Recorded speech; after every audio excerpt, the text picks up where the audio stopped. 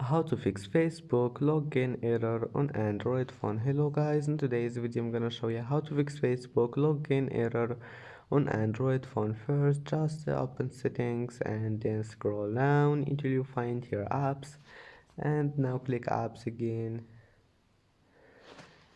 and here just type Facebook, click on it, and that's it, and then click force stop, and now click for stop again, and here go to storage, clear cache, and then that's it. Just go back and try again, and if that doesn't fix your problem, come back here and click clear data and click ok.